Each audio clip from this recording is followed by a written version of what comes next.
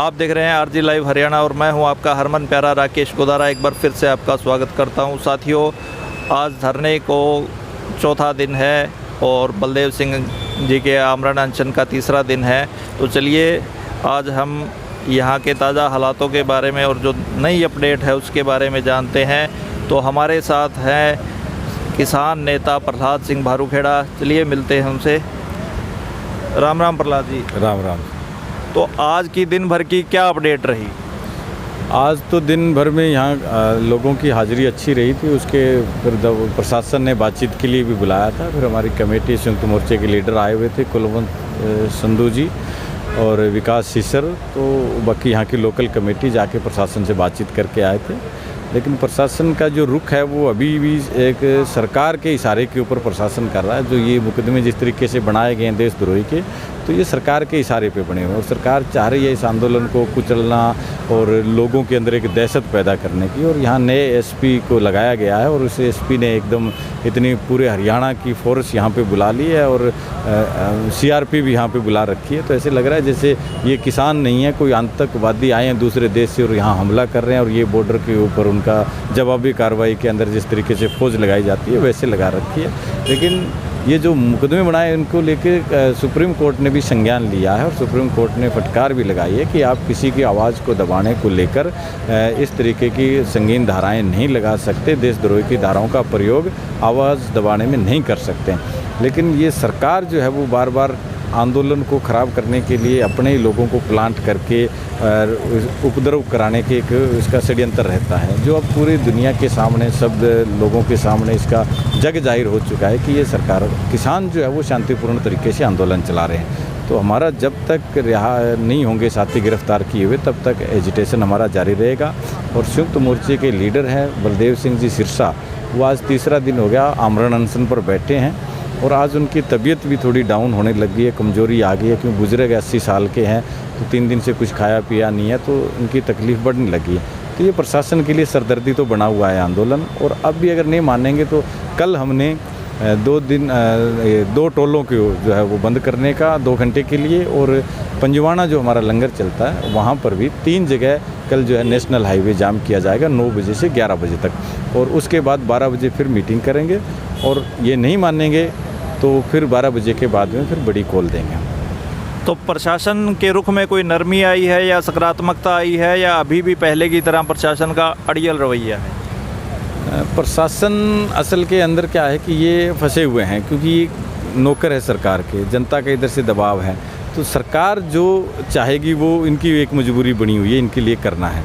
तो प्रशासन अभी इस तरीके के एक नॉर्मल बातचीत कर रहा है जिसके अंदर कोई ऐसा हमें कोई संकेत नहीं मिला है कि वो अभी भी हमारी बात को कोई मानने को तैयार है। तो इस आंदोलन से सरकार के ऊपर प्रेशर बनेगा, दबाव बनेगा, तभी यहाँ का प्रशासन और जो है हमारे साथियों को रिहा करेगा। तो इसके लिए हम फिर पूरे हरियाणा भर के लिए भी तैयारी कर रहे हैं कॉल देने की। तो आप अपनी जीत के प्रति कितने आश्वस्त हैं? हम तो 100% है, साथियों को निकलवा के लेके जाएंगे। पहले भी हमारे साथी पकड़े थे रोहतक में, हिसार के अंदर और उसके बाद टोहाना के अंदर। और हर बार जो है साथियों किसी को जेल में नहीं रहने देंगे। जितनी ये मुकदमे हमारे ऊपर भी बने हुए मुकदमे दिल्ली के अंदर भी बन रहे हैं, हमारे जितने आगे सबके ऊपर मुकदमे हैं, लेकिन किसी की गिरफ्तारी नहीं हो पाई। और ये जो जिस तरीके से गिरफ्तारी की गई है ये आम किसानों की गिरफ्तारी की है जो गांव से आंदोलन के अंदर आ रहा है लगातार। तो एक दहशत पैदा करने के लिए गिरफ्तारी की गई ताकि गांव के अंदर जो लोग हैं वो आंदोलन में जाने से पीछे हट जाएं और डर जाएं। लेकिन जितना ये दमन करने की कोशिश करते हैं ये आंदोलन उतना ज़्यादा मजबूत हो रहा है और 100% जीत होगी। जब तक साथी रिहा नहीं होंगे हम तो हटने वाले हैं नहीं, हम तो लड़ाई लड़ने वाले हैं। 9 महीने से यहाँ पे लड़ाई लड़ रहे हैं और 2024 तक हमें लग रहा है कि ये लड़ाई हमें लड़नी पड़ेगी। तो चाहे यहाँ एसपी ऑफिस सिरसा के दफ्तर के आगे बैठना पड़े, चाहे टिकरी बॉर्डर पे, हमने तो बॉर्डर के ऊपर बैठना है, सड़कों के ऊपर। तो ये तो इनके प्रशासन की सरकार की मर्जी है, ये हमें यहाँ बिठाए रखता है कि यहाँ पे टिकरी बॉर्डर पे तो यहाँ बैठे हैं। तो ये जो सामने आप डीसी ऑफिस का जो गेट देख रहे हो ये मुख्य दरवाज़ा है जिससे कोर्ट भी जाया जाता है, तहसील भी यहाँ से इसी रास्ते जाया जाता है, एसपी ऑफिस भी है, डीसी ऑफिस भी, ई दिशा भी। तो कल जो है पूरे जो वकीलों ने भी इसके लिए नॉन वर्क रखा था कि ये लोगों को परेशान कर रहे हैं, तो नॉन वर्क रहा है, उससे परेशान हो रही है जनता। तो ये जनता को परेशान कर रहे हैं और ये जनता को भी अब समझ आ गया कि किसान किसी को परेशान नहीं कर रहे हैं। किसानों अभी देखा, हमने एक रोड के ऊपर बैठे हैं, दूसरी रोड हमने नहीं, हम एसपी ऑफिस के अंदर जाना चाह रहे थे, इन्होंने बैरिकेड इतनी पूरी भारी भरकम पुलिस लगा रखी है। तो ये सरकार आम लोगों को परेशान करके ये दिखाना चाह रही है कि देखो ये आंदोलन की वजह से परेशान हुए, लेकिन ये लोगों की समझ आ रहा है। दुष्यंत चौटाला ने भी 9 महीने से अपने बैरिकेड जो है चारों तरफ लगा रखे हैं। वहाँ के लोग जो है छोटे दुकानदार है, उनका रोज़गार ख़त्म हो गया है, लोगों का आना जाना बड़ा मुश्किल हो गया। तो ये लोगों को समझ आ गया कि हमने तो जाके रोड पे नहीं बैठे, हम तो भगत सिंह स्टेडियम में बैठे हैं। तो रोड जाम किसने कर रखी है? रोड जाम सरकार ने, यहाँ के डिप्टी सीएम ने कर रखी है, दिल्ली के अंदर जो है हरियाणा सरकार ने वहाँ कर रखी है। तो ये सारा सरकार ने रोड जाम की हुई है। इसको बदनाम जो है वो किसानों को किया जा रहा है, वो सारे देश के अंदर आज जग जाहिर हो चुका है। तो किसानों ने ऐसा क्या बड़ा गुनाह कर दिया था जो उनके ऊपर देशद्रोह जैसे मामले दर्ज किए गए हैं? क्या आपको नहीं लगता कि कहीं ना कहीं ये किसानों के जो मौलिक अधिकार है उनका हनन कर रही है सरकार? बिल्कुल, ये तो हमारा जो स्वतंत्रता का अधिकार है, संविधान ने हमें एक अधिकार दिया है, हमारा ये राइट है कि हम अपनी आवाज़ को उठा सकते हैं और हर आदमी का ये अधिकार बनता है वो अपनी आवाज़ उठा सकता है। लेकिन ये सरकार किसी की आवाज़ को दबाने के लिए इस तरीके से करे, जिसमें सुप्रीम कोर्ट ने ये संज्ञान लिया है कि ये जिस तरीके की देशद्रोही की धाराएं लगाई गई हैं, ये धाराएं तो अंग्रेज़ लगाया करते थे, यहाँ के जो लोग हैं संघर्ष कर रहे होते उनके ऊपर। तो तुम ये धाराएं यहाँ के अपने नागरिकों के ऊपर कैसे लगा सकते हो? हम कोई बाहर के नागरिक थोड़ी, हम तो भारत के नागरिक हैं। और भारत के नागरिकों के ऊपर भारत की सरकार देशद्रोही के वो आरोप लगा रही है, उसके मुकदमे दर्ज कर रही है। तो ये सरकार जो है इनकी कॉरपोरेट घरानों के हाथों की कठपुतलियाँ बनी हुई है और देश को, टोटल देश को आज ये कंपनी के हवाले करने जा रहे हैं। तो जो अंग्रेज़ करते थे, जिस तरीके से लोगों को झूठे मुकदमों में फंसा के जेलों में डाल दिया करते थे, जो अंग्रेज़ों के खिलाफ आवाज़ उठाता था उसकी आवाज़ को दबा दिया जाता था, उनको मरवा दिया जाता था, फांसी पे लटका दिया जाता था, पता नहीं कितने अत्याचार वो करते थे कि उनके खिलाफ कोई किसी तरीके का विद्रोह ना हो। अब इस सरकार के खिलाफ पूरे देश के अंदर विद्रोह हो गया। अब ये विद्रोह को दबाने के लिए जो है इस तरीके की धाराएँ, संगीन धाराएँ लगा रही है। लेकिन ये देश की जनता है, इनको सिर्फ 5 साल के लिए चुना है, ये देश के मालिक नहीं बन गए हैं। अभी 2024 के अंदर फिर इलेक्शन आना है, अभी यूपी के अंदर आना है, उसका यूपी मिशन हमने चलाया है। तो धीरे धीरे करके ये देश से ये नहीं मानेंगे, इनको देश की इस सत्ता से हम बाहर कर देंगे, क्योंकि हमने इनको चुन के भेजा और हमारा ये अधिकार है। हमने पहली बार, आप देखा संसद के अंदर है, हमने पहली बार ये हुआ है कि देश की जनता ने व्हिप जारी किया। वरना क्या होता है कि जो पार्टियां होती है वो अपने सांसदों को, एमएलए को व्हिप जारी करती है कि आपने ये बोलना है, ये नहीं बोलना है, ये बात कहनी है।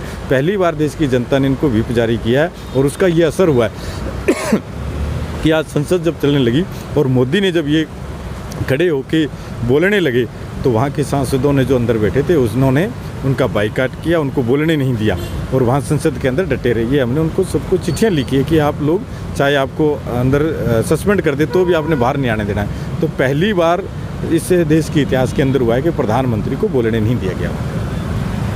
तो आज यहाँ पे एक जो महिलाएं आई हुई थी उनके ऊपर एक अभद्र टिप्पणी की गई थी किसी वीडियो के ऊपर, तो उसके बारे में आगे क्या प्रोग्रेस हुई है? क्या उसका पता चल पाया है कि वो व्यक्ति कौन था, कहाँ से था और किस पार्टी से या किस संगठन से संबंधित था? उसकी शिकायत हमने कर दी है, उसकी जांच कर रही है पुलिस। वो एक फ़ेक आईडी बना रखी है किसी ने और फेक आईडी बना के चैनल के ऊपर उन्होंने कमेंट किया है। तो ये सिर्फ एक साजिश है कि किसी तरीके से इस आंदोलन के अंदर उग्रता वो की जाए, कि लोगों को भड़काया जाए। ये हम सारी चीज़ों को समझते हैं, लेकिन उसकी जांच हो रही है, सामने आएगा, पुलिस लेके आएगी, उसको सामने पता चल जाएगा कौन है। और ये लोग जो इस तरीके की हरकत करते हैं वो बीजेपी और आरएसएस के लोग कर सकते हैं। ऐसी गिरी हुई हरकत मुझे नहीं लगता कि कोई भी आदमी जो है वो माँ और बहन के बारे में ऐसी अशोभनीय बातें करेंगे, क्योंकि ये जो लोग हैं ये पारिवारिक लोग नहीं हैं।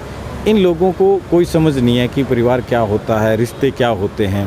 तो ये हरकत तो ये लोग कर सकते हैं, दूसरा कोई नहीं कर सकता। तो आप हमारे चैनल के माध्यम से आस पड़ोस के जो लोकल लोग हैं उनसे और जो लोकल किसान हैं उनसे क्या अपील करना चाहेंगे, क्या संदेश देना चाहेंगे? हम आपके चैनल के माध्यम से सभी लोगों से अपील करेंगे कि एक तो यहाँ ज़्यादा से ज़्यादा संख्या के अंदर पहुँचे। कल 9 बजे से 11 बजे टोल प्लाजे बंद है, तो जिस गांव के नज़दीक, जो भावदीन के नज़दीक गांव को जो लोग हैं वो भावदीन सुबह 9 बजे पहुँच जाएँ।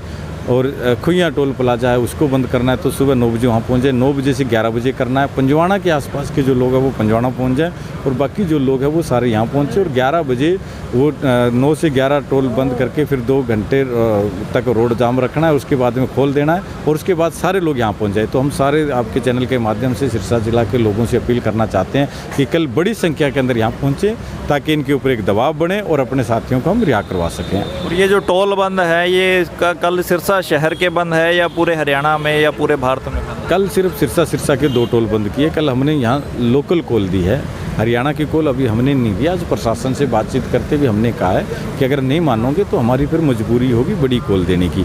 तो अभी वो बातचीत देखो क्या करेंगे दोबारा इस एक्शन के बाद। अगर वो बातचीत करके हमारे साथियों को छोड़ते हैं तो ठीक है, अगर नहीं छोड़ेंगे तो फिर हरियाणा की भी कॉल होगी, फिर पंजाब की भी कॉल होगी और फिर राजस्थान की भी कॉल होगी और फिर इतने कड़े फैसले हम लेंगे जो इनके लिए बहुत बड़ी मुश्किल हो जाएगी। तो धन्यवाद। आरजे लाइव हरियाणा के साथ बने रहिए और पल पल की अपडेट लेते रहिए। कैमरामैन जिनल के साथ मैं राकेश गुदारा। जय हिंद।